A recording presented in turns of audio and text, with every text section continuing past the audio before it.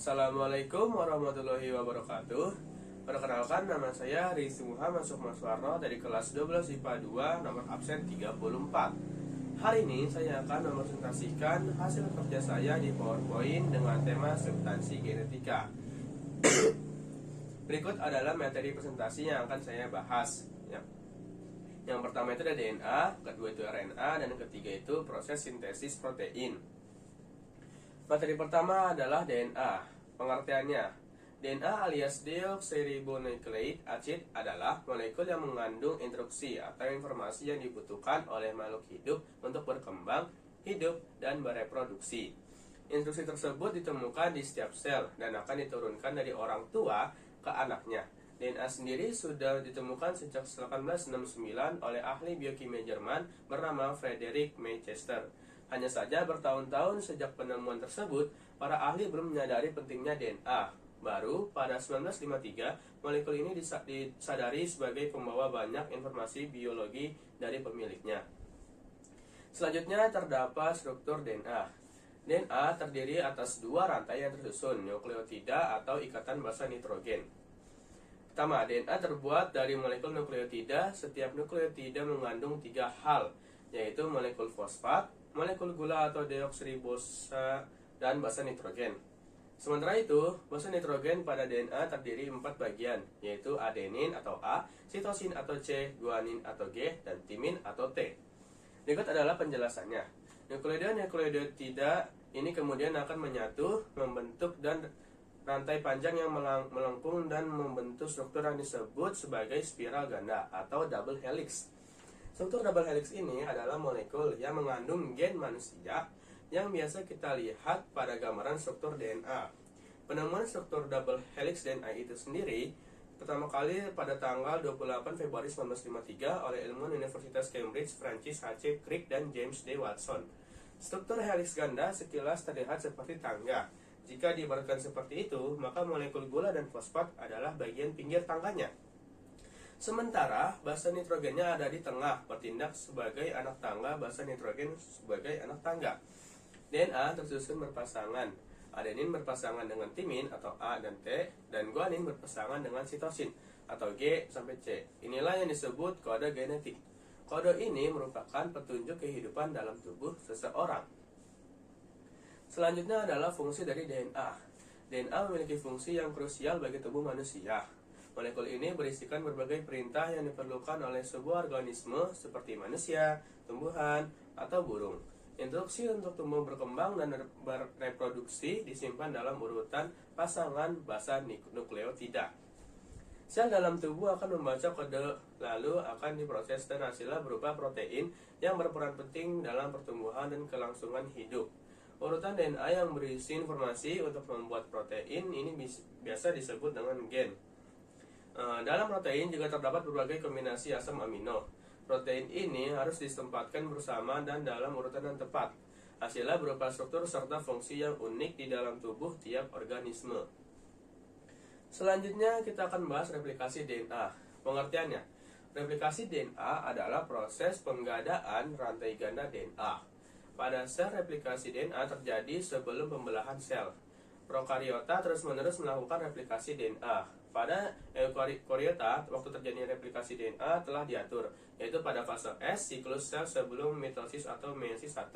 Penggadaan tersebut memanfaatkan enzim DNA polimerase yang membantu pembentukan ikatan antara nukleotida dan nukleotida penyusun polimer DNA. Proses replikasi DNA dapat pula dilakukan di vitro dalam proses yang disebut reaksi berantai polimerase atau PCR. Replikasi pertama adalah Garpu replikasi. Garpu replikasi atau cabang replikasi atau replication fork adalah struktur yang terbentuknya ketika DNA bereplikasi. Garpu replikasi ini dibentuk akibat enzim HKase yang memutus ikatan dan atau hidrogen yang menyatukan kedua untaian DNA. Membuat terbuknya untaian ganda tersebut menjadi dua cabang yang masing-masing terdiri dari sebuah untaian tunggal DNA. Masing-masing cabang tersebut menjadi cetakan untuk pembentukan dua untaian DNA. Baru berdasarkan untaian nukleotida komplementernya, DNA polimerase membentuk untaian DNA baru dengan memperpanjang oligonukleotida yang dibentuk oleh enzim primase dan disebut primer. Kedua, DNA polimerase membentuk untaian DNA baru dengan menambahkan nukleotida. Dalam hal ini, deoksiribonukleotida ke ujung 3 hidrogen rantai DNA yang sedang tumbuh. Dengan kata lain, rantai DNA baru disintesis dari arah 5 ke 3, sedangkan DNA polimerase bergerak pada DNA induk dengan arah 3 ke 5. Namun demikian, salah satu untaian DNA induk pada garpu replikasi berorientasi 3 sampai 5, sementara untaian lainnya berorientasi 5 sampai 3, dan helikase bergerak membuka untaian rangkap DNA dengan arah 5 sampai 3. Oleh karena itu, replikasi harus berlangsung pada kedua arah berlawanan tersebut. Terdapat 3 bagian pada garpu replikasi, yaitu bagian pertama adalah pembentukan untaian awal. Pada replikasi DNA, untaian awal atau leading strand ialah untaian DNA yang disintesis dengan arah 5 sampai 3. Secara berkesinambungan pada untaian ini, DNA polimerase mampu membentuk DNA menggunakan ujung 3 sampai OH bebas dari sebuah primer RNA, dan sintesis DNA berlangsung secara berkesinambungan searah dengan arah pergerakan garpu replikasi. Bagian keduanya adalah pembentukan untaian lambat. Untaian lambat atau lagging strand ialah untaian DNA yang terletak pada sisi yang berseberangan dengan leading strand. Pada garpu replikasi, untaian ini disintesis dalam segmen-segmen yang disebut fragmen Okazaki. Pada untaian ini, primase membentuk primer RNA DNA polimerase. Dengan demikian dapat menggunakan gugus OH3 bebas pada primer RNA tersebut untuk mengintesis DNA dengan arah 5 sampai 3. Fragmen primer RNA tersebut lalu disingkirkan, misalnya dengan R nase H dan dan nukleotida baru ditambahkan untuk mengisi celah yang tadinya ditempati oleh RNA. DNA ligase lalu menyambungkan fragmen-fragmen Okazaki tersebut sehingga sintesis lagging strand menjadi lengkap. Bagian terakhir atau ketiga adalah dinamika pada garpu replikasi. Bukti-bukti yang ditemukan belakangan ini menunjukkan bahwa enzim dan protein yang terlibat dalam replikasi DNA tetap berada pada garpu replikasi, sementara DNA membentuk gelang untuk mempertahankan pembentukan DNA kedua arah. Hal ini merupakan akibat dari interaksi antara DNA polimerase, sliding clamp, dan clamp loader maksudnya. Sliding clamp pada semua jenis makhluk hidup memiliki struktur serupa dan mampu berinteraksi dengan berbagai DNA polimerase posesif maupun non-posesif yang ditemukan di sel. Selain itu, sliding clamp berfungsi sebagai suatu faktor prosesitivitas. Ujung C sliding clamp membentuk gulungan yang mampu berinteraksi dengan protein-protein lain yang terlihat dalam replikasi DNA atau seperti DNA polimerase dan clamp loader. Sliding clamp tidak membentuk interaksi spesifik dengan DNA. Terdapat lubang 35A besar di tengah clamp. Lubang tersebut berukuran sesuai untuk dilalui DNA dan air menempati tempat sisanya, sehingga clamp dapat bergeser pada sepanjang DNA. Begitu polimerase mencapai ujung template atau mendeteksi DNA berutas ganda atau lihat di bawah, sliding clamp mengalami perubahan konfirmasi yang melepaskan DNA polimerase. Selanjutnya, replikasi yang terdapat di prokariota dan eukariota. Pertama, replikasi DNA prokariota. Replikasi DNA kromosom prokariota, khususnya bakteri, sangat berkaitan dengan siklus pertumbuhnya daerah ori pada E. coli maksudnya. Misalnya berisi 4 buah tempat pengikatan protein inisiator DNA yang masing-masing panjangnya 9 pp. DNA kromosom prokariota dapat mengalami replikasi pada 2 ori yang baru terbentuk sebelum putaran replikasi yang pertama berakhir. Akibatnya, sel-sel hasil pembelahan akan menerima kromosom yang sebagian telah bereplikasi. Seperti telah dijelaskan di atas, replikasi DNA terjadi baik pada untai pengarah maupun pada untai tertinggi. Pada untai tertinggi, suatu kompleks yang disebut primosom akan menyintesis sejumlah RNA primer dengan interval 1000 hingga 2000 basa. Primosom terdiri atas helikase DNA B dan DNA primase primer baik pada untai pengarah meskipun pada untai tertinggal akan mengalami elongasi dengan bantuan holoenzim DNA polimerase 3. Kompleks muci-muci ini merupakan diner separuh akan bekerja pada untaian pengarah dan separuh lainnya bekerja pada untaian tertinggi. Dengan demikian, sintesis pada kedua untai akan berjalan dengan kecepatan yang sama. Begitu primer pada untai tertinggi dielongasi oleh DNA polimerase 3, mereka akan segera dibuang dan celah yang ditimbulkan oleh hilangnya primer tersebut diisi oleh DNA polimerase 1 yang mempunyai aktivitas polimerase 5-3. Eukosinogen 5-3 dan susah banget namanya. Penyuntingan 3-5 eukosinogen 5-3 membuang primer, sedangkan polimase akan mengisi celah yang ditimbulkan. Akhirnya fragmen-fragmen okasi dan dipersatukan oleh enzim DNA ligase. Selanjutnya adalah replikasi DNA eukariota. Pada eukariota, replikasi DNA hanya terjadi pada fase S. Di dalam interfase untuk memasuki fase S diperlukan regulasi oleh sistem protein kompleks yang disebut siklis, dan kinase tergantung siklin atau silin dependent. Protein kinase atau CDKS yang berturut-turut akan diaktifasi oleh sinyal pertumbuhan yang mencapai permukaan sel. Beberapa CDKS akan melakukan fosforilasi dan mengaktifkan protein-protein yang diperlukan untuk inisiasi pada masing-masing ori. Mesin replikasi yang terjadi atas semua enzim dan DNA yang berkaitan dengan replikasi akan dimobilisasi di dalam matriks nuklear. Mesin-mesin tersebut dapat divisualisasikan menggunakan mikroskop dengan melabel DNA yang sedang bereplikasi. Pelabelan dilakukan menggunakan analog timidin, yaitu bromokarbon atau BDRR, dan visualisasi DNA yang dilabeli dilakukan dengan informasi menggunakan antibodi yang mengenali BUDR, seperti halnya pada kereta, salah satu beberapa DNA ligase dan sub yang disebut dengan protein replikasi A dan replikasi protein A RB-A diperlukan untuk memisahkan kedua untaian DNA.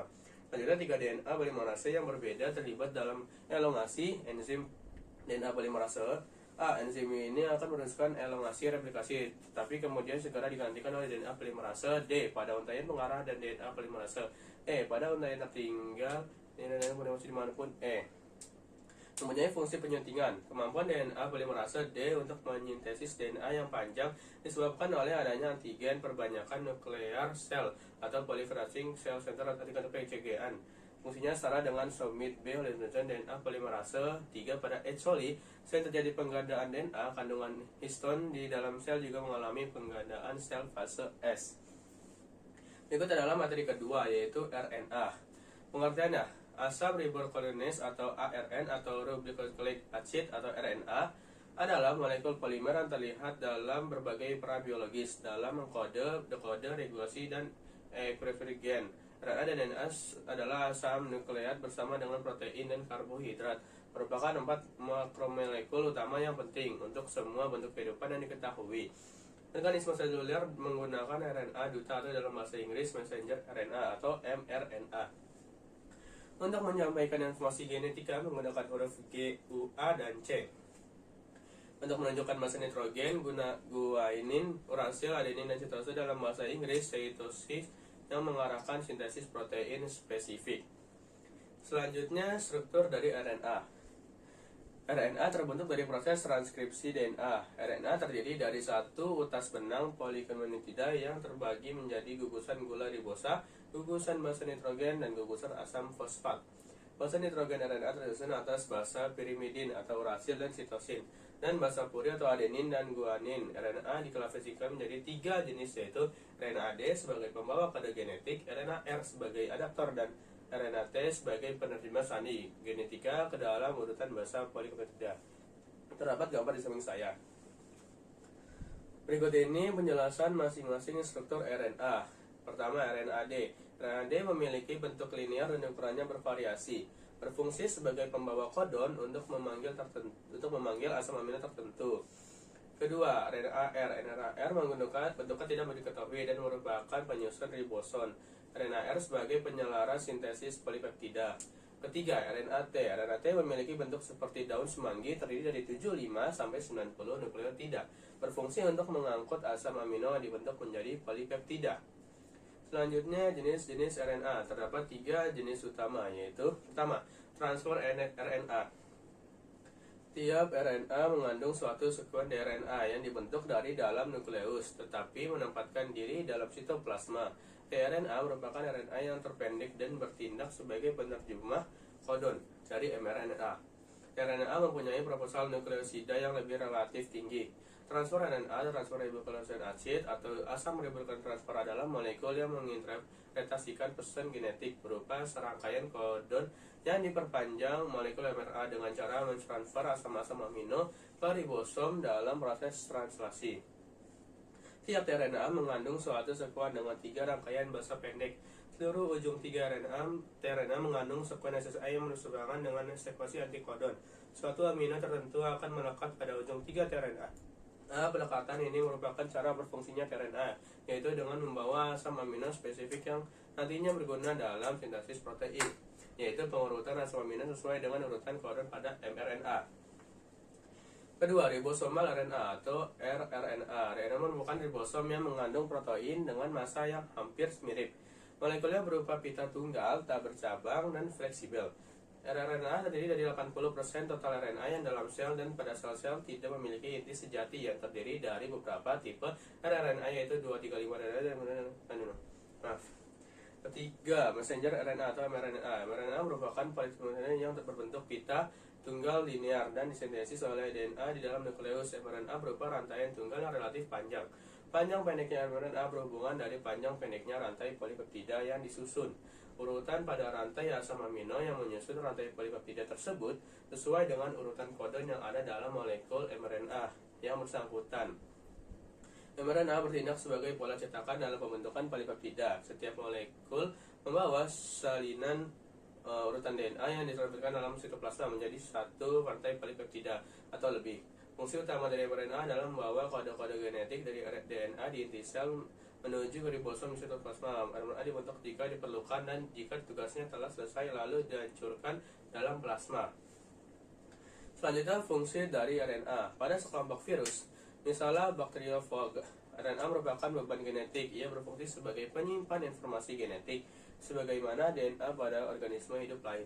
Ketika virus ini menyerang sel hidup, RNA yang dibawanya masuk ke sitoplasma sel korban, yang kemudian ditranslasi oleh sel inang untuk menghasilkan virus-virus baru. Namun, peran penting RNA terletak pada fungsinya sebagai perantara antara DNA dan protein dalam proses ekspresi genetik, karena ini berlaku untuk semua organisme hidup. Dalam peran ini, RNA diproduksi sebagai salinan kode urutan basa nitrogen DNA dalam proses transkripsi. Kode urutan basa ini tersusun dalam bentuk triplet, 3 urutan basa N yang dikenal dengan nama kodon. Setiap kodon berelasi dengan satu asam amino atau kodon untuk berhenti monomer yang menyusun protein. Berikut adalah materi terakhir atau ketiga, yaitu proses sintesis protein. Pengertiannya, sintesis protein adalah proses pembentukan protein yang melibatkan DNA sebagai sumber materi genetik, pengkode berbagai asam amino yang akan diolah menjadi rantai polipeptida. DNA merupakan sumber materi genetik yang terdapat di dalam nukleus. Namun, untuk melakukan proses sintesis proteinnya dilakukan di ribosom. Untuk itu diperlukan perantara, yaitu RNA, agar sintesis protein dapat berlangsung. Sintesis protein dikenal dengan istilah dogma sentral, yaitu rangkaian proses molekul DNA menjadi RNA, kemudian RNA menjadi protein. Selanjutnya adalah tahapan sintesis protein. Proses sintesis protein dimulai ketika ikatan hidrogen atau DNA hasil replikasi dipecah atau diputus oleh enzim RNA polimerase. Kemudian rantai DNA tersebut dikode oleh mRNA. Sintesis protein terjadi melalui 2 tahap, yaitu transkripsi yang dilanjutkan dengan translasi. Selanjutnya saya akan membahas transkripsi. Transkripsi adalah proses penyalinan informasi DNA kepada mRNA.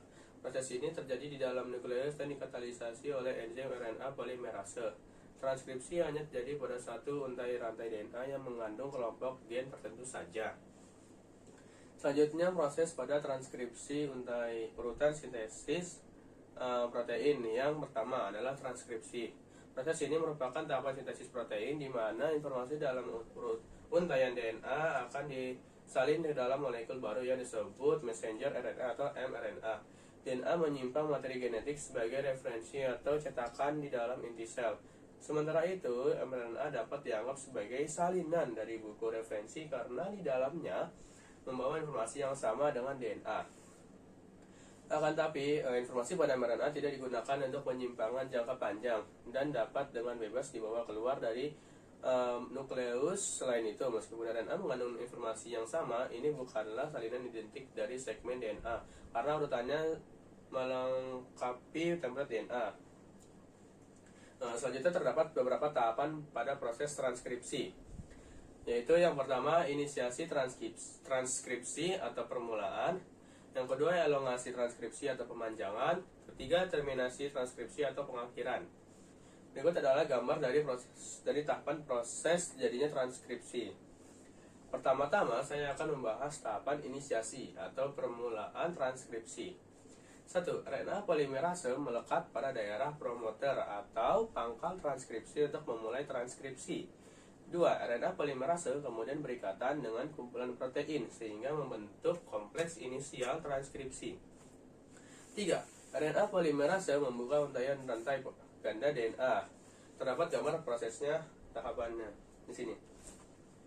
Kedua, tahapan elongasi atau pemanjangan transkripsi. Satu. Setelah rantai ganda DNA terbuka, RNA polimerase kemudian menyusun untaian nukleotida RNA dari arah 5 ke 3 sesuai dengan pasangan basa nitrogennya sehingga jadi pemanjangan RNA.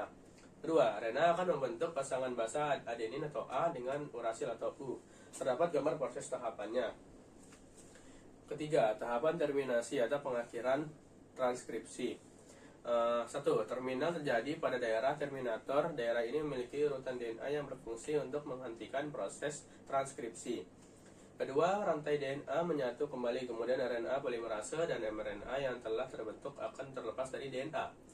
3. Kemudian mRNA akan keluar dari inti sel melalui pori-pori nukleus dan masuk ke dalam sitosol. Terdapat gambar proses tahapannya.